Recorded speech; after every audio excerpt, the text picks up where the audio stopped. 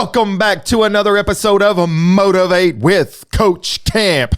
I am, of course, your host, Coach Camp, and I am down here in the seductively cozy studios of SRP with Mr. Derek Michaud. Notice how I've said your name properly this year. It's 2024. New year, new me. I heard you talk about it in Gary Parrish's interview. Yes. So obviously, he was the first one released, and you said it right, and you're like, you called me out. You're like, I've been saying it wrong all this time. You never corrected me. It's okay, because you know what? This isn't the first time in my life. Guys, you're probably wondering, well, are we doing a show? Yes, we are about to do a show, and Derek has so graciously agreed to come along. This is going to be kind of like a Coach Camp motivational moment. I've got some ideas and things that I kind of wanted to touch on, and we felt like maybe it was good to kind of have some breaks in the action where I have guests coming in all the time, and then do like a food for thought episode with Coach Camp. And that's kind of what this is going to be about. But I want to go back to that real fast, Derek, because it's interesting. This is not that unique. It's not the first time that I've had an individual be a part of the me for a while. Mm-hmm. And then they say, oh, by the way, that's not my name, or that's not the right way. I literally had, this is two stories real fast. Had a ball player. He was about 8 years old. I called this kid Hunter the entire season. We're like 2 games from the end, and he finally says, Coach, my name's not Hunter. My name's Cooper. Thanks. And I'm like, dude, what are we doing? Why have you never told me this? So he was obviously shy. The other one is I had a student. This is a grown person in class. I mean, college, right? Yeah. The whole semester, I call this person Dora. And she's like, Coach, I just want you to know my name's Katie. I'm like, oh. Okay, so Dora fits in somewhere. Middle name doesn't go by Dora, but that's what I had seen. I have so many name stories. Oh, so many embarrassing stories. Sorry. But this show is you, sir. Yeah. But as your producer, a few weeks ago, I was like, man, we need more solo hosts. Okay. I listened to your Prayer with Fire episode for Christmas. Yeah. And I'm like, yeah, we need more of these peppered in. So we had a cancellation today. So we're like, let's do it today. And then why not have fun and me sit in with you? So it's not really a solo, but you're not interviewing me. I'm just here to, I'm going to bounce ideas off. I'm giving you someone to bounce off from. Yeah. But it is definitely your voice that is going to be heard on this episode. I tell you, to be quite honest, so we did have a cancellation today. And for me, sitting at the house, and I started thinking to myself, all right, so let's go in, let's do a solo thing. And then I'll have some, maybe some tidbits or something. Some food for thought was what kept coming back to me. And I wanted to hit on a specific type of topic, even though it doesn't have to be regimented. And I'm not so much a script writer, so I don't really follow scripts. I'm more of an ad lib, shoot from the hip kind of person. But that said, I am definitely somebody that likes to have structure or an outline. Usually whenever I go off of something, I will have like a small outline, and then I just fill in the holes as I go. Man, I had about 8 ideas kept coming to me. Cancel. And I kept coming back to one thing though. And, so I shared some of this before we walked into the studio here. And that is, I'm always trying to do the best I can at whatever it is I'm trying to do. So I have a version of me, and I'm not trying to be pretentious to someone else. I am really trying to deliver authenticity, but do it in a very vulnerable way where it's like, okay, well, he's not trying to act like he has it figured out, or he's not trying to act like he knows everything. He definitely makes tons of mistakes, and I'm okay with that. But I work best when people are pointing their finger saying, you can't do that. There's no possible way this is going to happen. And I started thinking, man, you know what? The truth is, you should work so hard that you think to yourself, there's no way I can fail. But whenever other people start believing in me and they say, well, you're probably going to be successful at this. Oh man, all of a sudden the nerves get to me and I feel anxious, and I'm like, oh man, I don't want to let anybody down. See, it's real easy for me to be able to disprove someone, but to prove something to someone, I mean, that's a whole nother game. Mm-hmm. That's really deep. That's hard for me sometimes, because then it's like, man, I don't know what the expectation is. And I get in my own head. And I think that that's kind of the story here. And so whenever I kept coming back to this one thought over and over today, and I ran 4 miles outside, and it was cold, and it was surprisingly windy, and I was miserable. But you know what I did not do? Give up. I didn't stop. I set out to do 4 and I did 4. Now that's obviously not a tremendously long distance, but that's what I had written down that I was going to do today. So I said, all right, I'm going to do 4 miles. So I went into it. I was going to do 4 miles. And as soon as I stepped out of the door, I'm like, oh, maybe I could just do 2 miles. But then I got going down the road. I said, no, I can't do that. And so that actually kind of started to cultivate this idea. Yeah. And I came back to the thought of New Year's resolution. So I know we're in February when this is airing, but what you should know is that, as is with most productions, it's not a live feed. So these are recorded. They are pre-recorded. And we are only the first week into 2024 as this is being recorded.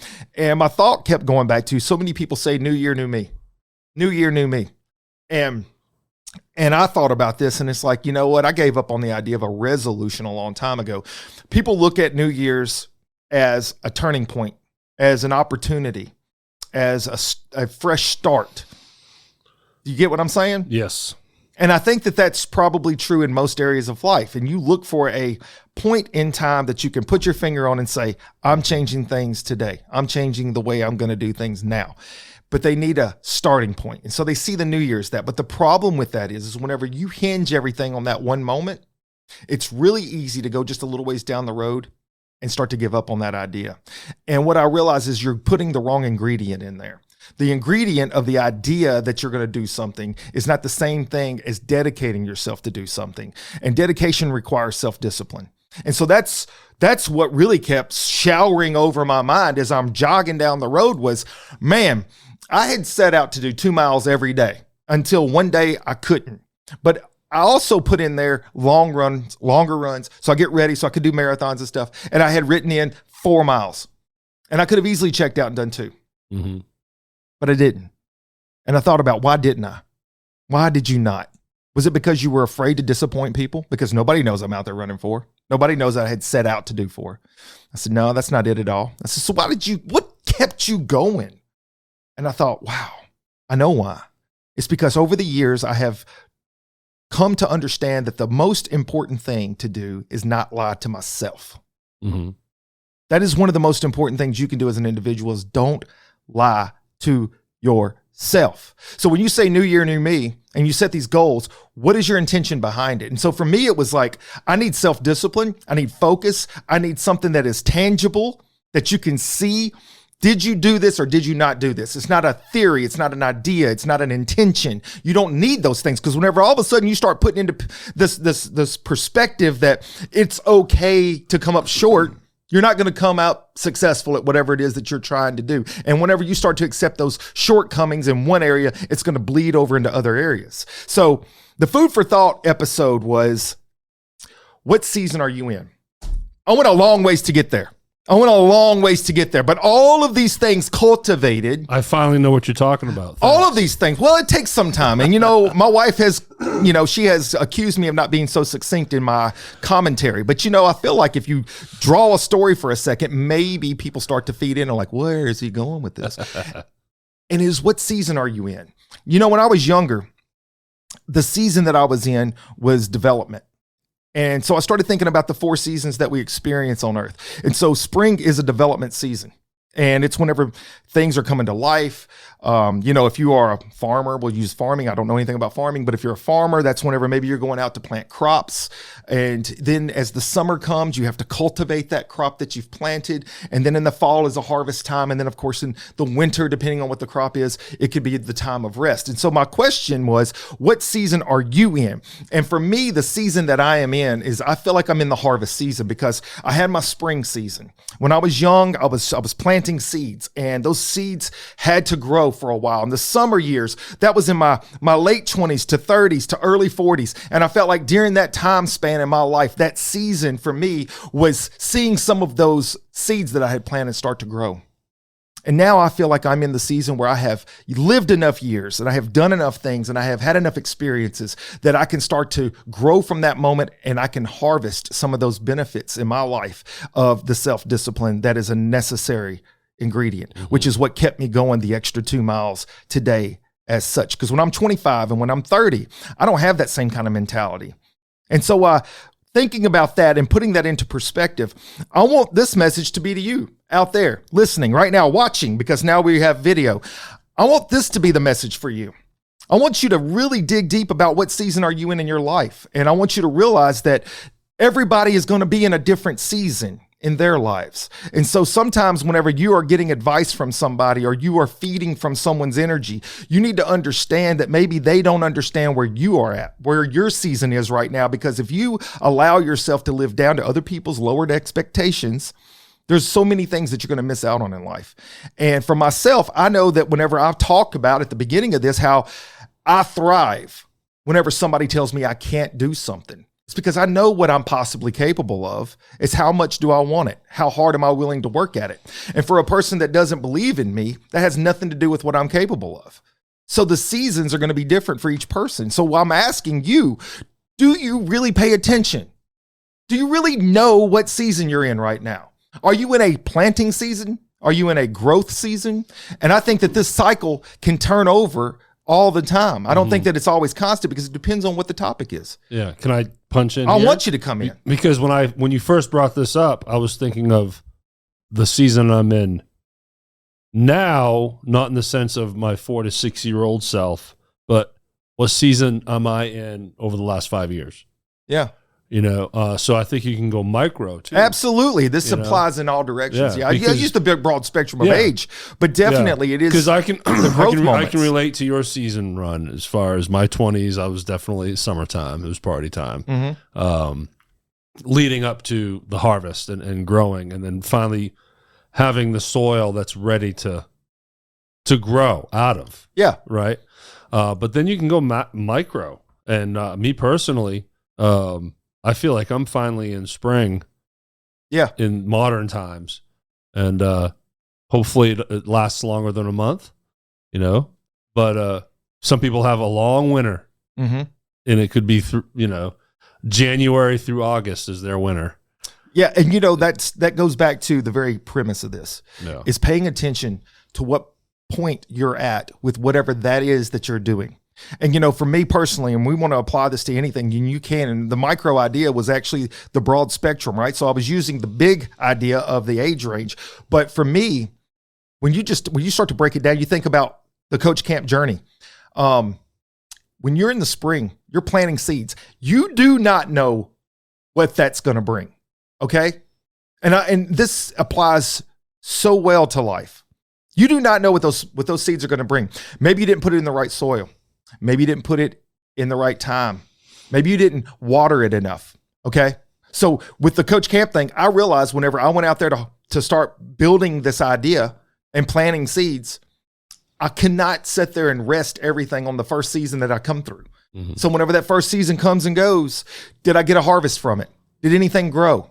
Did I learn something? Because I can assure you this, the best farmers are those that have planted crops and failed, and planted crops and failed, and planted crops and failed. And the more times they do it, hopefully you're learning something. And if you're not paying attention, you're probably not learning something, and you're ending up going over and over making the same mistakes. It's okay to make mistakes. It's not okay to make the same mistake over and over again. So you have to be able to shift gears, and you have to change your ideas and your thoughts and your approach. And so for me, when I started thinking about how would I apply this to the speech or today's episode was, man, I know if I'm struggling at times to remind myself or to remember where I'm at and what part of my season I should expect certain things, I know other people are struggling. I know they are. And so when I thought about the idea of the running, I'm in my harvest season. I know what to expect, and I know what you have to put in, and I know that you have to have the self-discipline. Well, with the Coach Camp as the analogy, I know that I'm in the spring and I don't know what to expect. I don't know what kind of crop's going to come from this. And whenever things start to happen, maybe I need to adjust. Maybe the next time I come back through, I need to do things a little different, or maybe I need to grow off of what I did right. But if you don't start, you never know. Your season has to begin somewhere, right? And so, look, I wrote down several things here. I'm not much of a script guy, but I did want to write down some ideas because I don't want to get too far off track on something. It's okay to have a plan. All right. It's okay to have a plan. It's okay to have a goal. But I think one thing that you always have to keep in mind is the competitor has to be you. The competition has to be you. And I was reading through some stuff today and I was looking over a few different videos. I go through a lot of material on a day-to-day basis anyways. And one thing that I was listening to today was a person talking about giving 120%. And I said to myself, that's not real. That's not real. We have 100% to give. That's all you have. 100%. Cap it there. There's no such thing as extra. You give 100%, you know that you're maxed out. That's your max. That's the first thing. Second thing was competition. Who are you in competition with? And if you think about it from an athletic standpoint, people are competition against a team, or they're in competition against an individual. But the truth is, you should always be in competition really with yourself. And that is, even if you apply it to sports, you have to think about Michael Phelps as an example. He was the best of the best in swimming. So when he went out to train, who was he training to beat? A winner. Who was he training to beat? Who was he trying to beat? To beat. I thought you said to be. Yeah. Winner is yes. He's planning to beat everybody else in the world, including himself. Mm-hmm. Every time he trained, he had to beat himself. Yeah. And so the idea is, if we know what season we're in, we know what growth period we should expect, and we know how much work it takes to get to that next thing, whatever that is. If you're focused on where was I at this point, where do I want to be at this point, and what work does it take? Instead of looking around you and trying to compare yourself to the next person and say, well, they're at this level and they're at that level, and it only took them 2 years and it only took them 1 year. Why is it taking me 8 years? You're looking at it the wrong way. You know, Michael Phelps went out and he became the best, and then he had to challenge himself to stay the best. That's just one example. But the point is, we each and every single one of us, no matter what that walk of life is, it doesn't matter if it's a job or if it's a diet or if it's an exercise program, you have to always compare it to where you're at. Where are you right now? What season are you in right now? Because I got news for you, and this is going to shock some of you. All right? It's going to shock you. I'm 50. I know. Whoa. I know, right? And I'm not nearly as athletic or agile or heal as quickly as I did when I was 25. But you definitely look 47, 48. I'll take it. I'll take that. Not too bad. I'll take it. So ultimately, if I was comparing the 50-year-old Chris Camp to the 25-year-old Chris Camp, I'm probably going to be very disappointed. How often do you hear somebody say, my mind is still there, but my body won't do it? Doesn't matter what it is, whether it's, playing a sport or, whatever, playing a guitar as an example. Maybe you get arthritis as you get older. Mm-hmm. That is okay. Know what season you're in. And that applies in all areas. And like you said, as you micro that and you kind of narrow it down to what that specific item is, your season will tell you where you need to try to be better at. Mm-hmm. And if you're comparing yourself to other people, you're doing it wrong. Compare yourself to yourself each and every time. Realize growth happens intentionally. As I got into this is one of my, man, I'm sharing y'all. I'm sharing with y'all some stuff here. This is one of my favorite moments. When I first got started and we started putting out some YouTube content, obviously the Facebook things, and then I got onto TikTok. I'm not very good at TikTok, but we started doing these things. I had a couple of I don't want to call them haters, but I am going to say they're not supporters really either. Point out immediately. They pull up and like, well, Tony Robbins has blah, blah, blah followers, and Eric Thomas did such and such and such and such with these millions of whatevers. And, it's like almost without saying it, they're trying to say, you ain't nowhere near this. Yeah. You trolls. They're just a bunch of trolls. And you know what my comment is? What's that? I am very happy for them. I am very happy for Tony Robbins. I'm very happy for him. And I don't want them to ever quit. And I want them to keep doing what they're doing. There was a time where Robbins didn't have an Instagram page. Sure. And, he had to make a post. Had to do something. He probably had 50 followers that first day. Right. What are you going to do? Exactly. And so, but the point is, it's okay to be inspired by other people's great accomplishments. But man, you are doing yourself a disservice if you are comparing yourself to everyone around you. Mm-hmm. Look in the mirror, know what season you're in, start growing from that moment right then. Grow from that moment. Know where you're at and know where you're trying to go next and what it's going to take to get there. I think so often the idea of something is so much better than the reality of something. I know that whenever I have done anything hard, and by the way, just as this is an addition, this is not charging anybody for this part of my advice. People are made to do hard things. You should do hard things. Because if you're not trying to do something difficult, if you're not leaving your comfort zone, you're not doing anything. You're existing in life. Look, I wrote this down here. Maybe it's time to get comfortable being uncomfortable. Maybe you need to do that. Yeah. Maybe you need to be very cognizant of the idea that, man, I'm really becoming complacent. You know, you've spoke about this before, Derek. You talked about how whenever you got started, things were kind of clicking and it was easy to kind of sit back and chill. Mm-hmm. And then when things start to go south, not as well, all of a sudden you're like, dang, I should have kept pushing. And that's when the winter came in for me. Exactly. The seasons will change on you in a heartbeat. I wasn't tilling the soil. Mm-hmm. I wasn't nurturing. Yeah. I was just hanging out. And then, that's right. The winter comes in and kills things. Yeah, it will. Yeah. And so you really got to be on top of it. Yep. And, you know, the best farmers are those that know how to prep for the winter and then have things ready for the spring. I'll tell you what, I'm always going to be way more prepared for winter after a really hard one. Guess what? And that, my friends, is called learning. Mm-hmm. And if you're not growing, then you're not going through anything difficult. And if you are going through something difficult and you're not growing, you're not learning. And this also helps make you feel okay. Maybe this can ease some of your anxiety, but the seasons always change. They do always change. It is a cycle. Mm-hmm. So I don't care how dark your winter is, how cold and bitter your winter is. Hang in there, learn from it, just plow through it because spring is around the corner. Man, and you just never know when that day's going to turn, right? Okay, so I think back to my guest whenever we do certain episodes and stuff. And so we just had Gary Parrish on start out the new year. And that was kind of one of the things he even spoke on was how something can change that quick. And he was giving an example of one of the guys that had went up to New York trying to become an actor, had went through this long period of time where things were not working out. He calls his mom. He's like, hey, look, I'm coming home. It's not going to work. She's like, just give it a little bit more time. 2 weeks later, he gets cast for The Office, right? There's no guarantees in life, but what I can guarantee you is this. If you're not putting in the effort, you're not putting in the work, and you're not paying attention to the season that you're in, chances are you're not going to grow because a farmer could go out and work their tails off in the winter to get a crop to grow, and it's not the right time. Nope. And the spring is going to come, and the crops are not going to grow. You've got to know the time. You got to know the season. And the only way to do that is you got to live consciously. You know, I use quotes from time to time, and man, there's a flood of ideas that always come through. And one of the quotes that stay with me, and I hope I don't mess this up, I don't have it written down, is it's not the number of years in your life that matter. It is the matter of life in your years.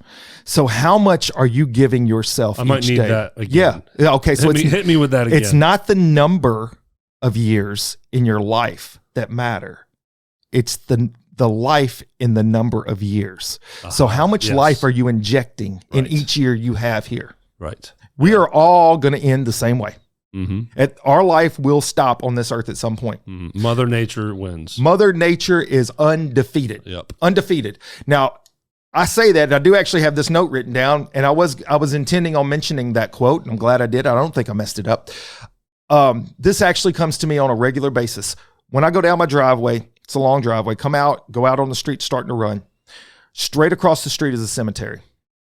And on a regular basis, way more often than not, I will think in my head as I'm turning to go out, I wonder how many dreams died across the street. I wonder how many people over there never achieved the things they wish they could have achieved. How many people left something on the table because now it's too late. Their seasons are over. And I'm constantly having to remind myself, you've got to stay in the moment. What is the moment you're in, and how do you grow from here? Okay. And that's not easy to do. And I'm human and I make mistakes all the time. And I'm like, maybe this is not the right season. Maybe I'm trying to harvest and I should just be worried about planting. You're forcing the matter. Trying to force it, trying to do something that it's not ready for. But at the same time, I don't want to be complacent. And so I'll look across the street and I'll think to myself, how many people left it on the table? But then I also will think this. I wonder how many people over there left behind a legacy that I'll never know about, that they're influencing the next generations. Maybe they knew about it, or maybe they didn't before they passed on. But what it is that they did left an impression to go forward. And I think that's the goal for me. And I think that should be the goal for most people, is the idea that you're living your life for a purpose. It's not just always about building yourself up. You don't climb a ladder. I say this, I do not, and I hope you're not. Don't climb a ladder to look down on other people. You climb the ladder to show people that this is possible. Here's a path. Come with me. You reach your hand back and you pull them up with you. That's the true joy in life. That's the gift. That's the gift you give. I talked about that with Gary Parrish when we got to the end of the conversation.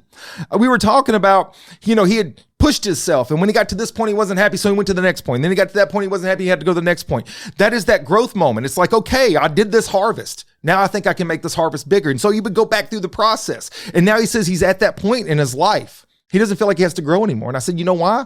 Because now you're ready to give back. Mm-hmm. Now you know what it takes to get to where you are. And that's where you turn around and you show that next generation what's possible. And that's how you inspire an entire generation long after you're gone. And it's every single person has that inside of them. I don't think that that's unique at all. I think that is what we are intended to be able to do. I know that everybody that is listening to this, watching this, has had some moment in their life, some moment where they thought about something, but they didn't act on it. And then that moment, whatever that was, comes to pass. And they sit there and say, I should have done that. You're looking at one right now. It happens all the time. Yeah. Me too. Mm-hmm. And that's the point. Don't wait. Life is too short. You are too important.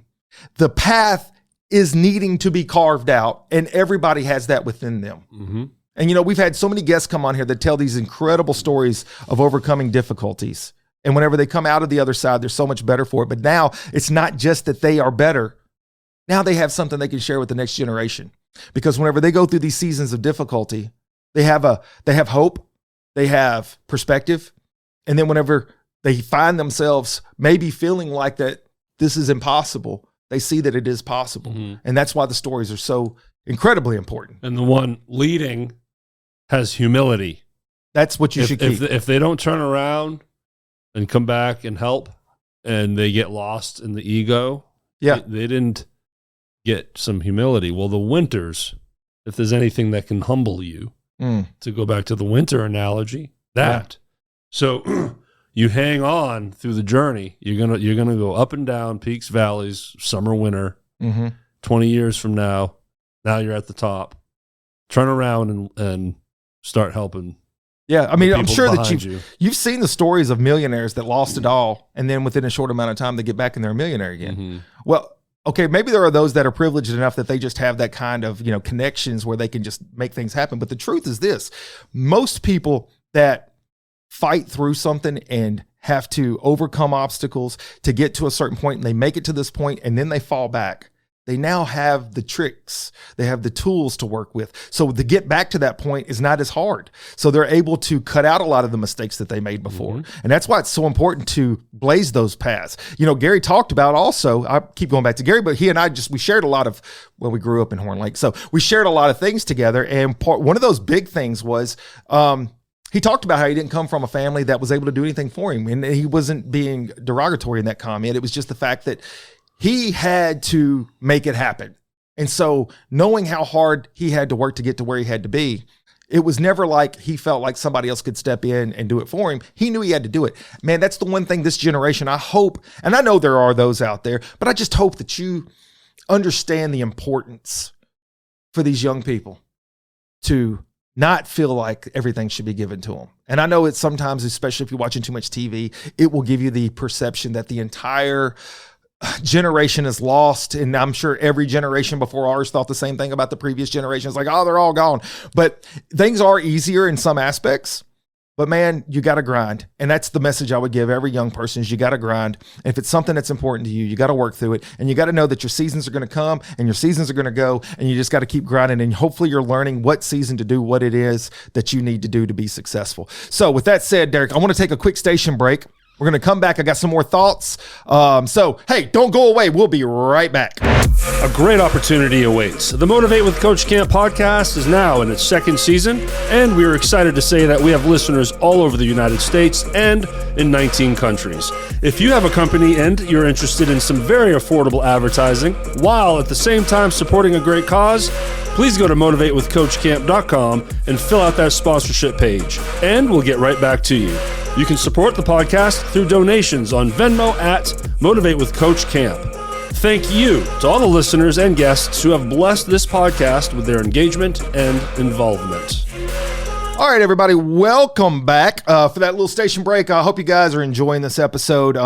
Again, this is something I thought maybe would be good. If not, please chime in. Let me know. Say, hey, look, that episode absolutely sucked, Coach Camp. Let's not do that ever again. And I will move on from it. That's fine. I'm okay with that. Again, you got to try stuff. You got to kind of go outside your comfort zone. This is not necessarily my comfort zone. Just speaking straight to a camera. I love talking to people, which, Derek came on in and he's doing that thing with me. So I wanted to wrap up with something that I feel like is important for people to grasp. Talking about the seasons, realizing what you have to do to get through certain aspects. And winters can be tough, as we just talked about. Summers can be tough. So summer was like 120 degrees this past year. Yeah, heat isn't always a good thing. I mean, it's not always something that is just comfortable, right? Yeah. So spring and fall are my favorites, minus the allergies with the spring. But other than that, which is an adjustment, I feel like that, each time that I go through another round, I feel like that I am better prepared.